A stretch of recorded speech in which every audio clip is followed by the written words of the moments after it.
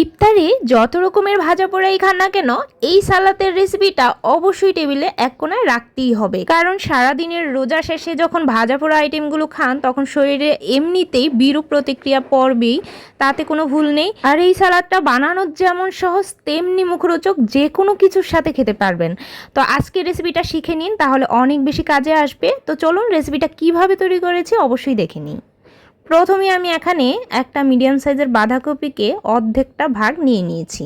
বাঁধাকপিটা প্রথমেই কিন্তু এভাবে আস্ত অবস্থায় একদম ভিতরটা খুব ভালো করে জল দিয়ে কিন্তু পরিষ্কার করে ধুয়ে নিতে হবে। তো সেভাবেই ধুয়ে নেওয়ার পর এখন আমি দেখুন ঠিক কিভাবে চিকন করে কেটে নিয়েছি প্রথমত।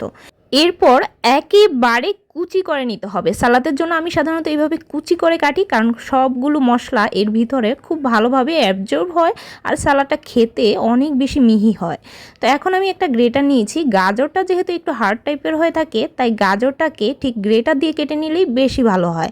তো গ্রেটারের সাহায্যে একদম ছোট সাইডের অংশটা দিয়েই কুচু কুচু করে কেটে নিয়েছি। আর দেখুন ঠিক এভাবেই গ্রেট করে নিয়েছি। এখন আমি কাঁচামরিচ দিচ্ছি। কাঁচামরিচটা কিন্তু অবশ্যই আপনাদের টেস্ট অনুযায়ী, ঝালটা যে যেরকম খেতে পছন্দ করেন সেরকম অনুযায়ী দিয়ে দিবেন। এখন একটা পেঁয়াজ নিয়েছি, পেঁয়াজটাকেও ঠিক একইভাবে কুচি করে কেটে নিয়েছি। এখন দেখুন টমেটোও দিচ্ছি। সালাদে সাধারণত টমেটো কুচি না দিলে মনে হয় না সালাদটা জমে। তো এখন আমি দেখুন শসা নিয়েছি একটা মিডিয়াম সাইজের, ঠিক কুচি করে কেটে নিয়েছি। আর শসা না দিলে তো নাই হয়। তো দেখুন ধনেপাতা কুচিও সাথে কুচি করে কেটে নিলাম।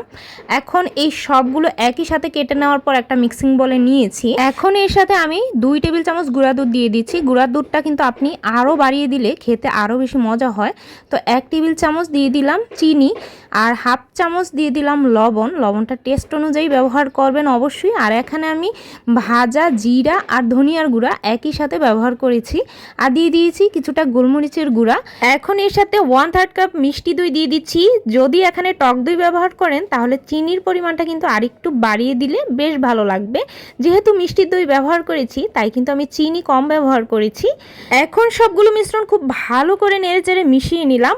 আর এই তো দেখুন সালাদটা তৈরি হয়ে গেল। আর এই সালাদটা যে কোনো কিছুর সাথে আপনি খেতে পারবেন অনায়াসে। আর ইফতারের টেবিলে এরকম একটা সালাদ অবশ্যই রাখতে হবে। তো এই রেসিপিটা যদি আপনাদের একটু হলেও কাজে এসে থাকে তাহলে প্লিজ শেয়ার করে দিবেন। আর লাইক আর কমেন্টে জানাতে ভুলবেন না কেমন হয়েছে। টিপ সহকারে সকল রেসিপিগুলো দেখতে চ্যানেলটি সাবস্ক্রাইব করে বেল আইকনে অল বাটনে প্রেস করে রাখবেন, তাহলে কিন্তু প্রতিদিনের নোটিফিকেশন সহজেই পেয়ে যাবেন। আর নয়তো কিন্তু পাবেন না। তো আজকের মতো এই পর্যন্ত। সবাই সুস্থ থাকবেন, ভালো থাকবেন। ধন্যবাদ সবাইকে।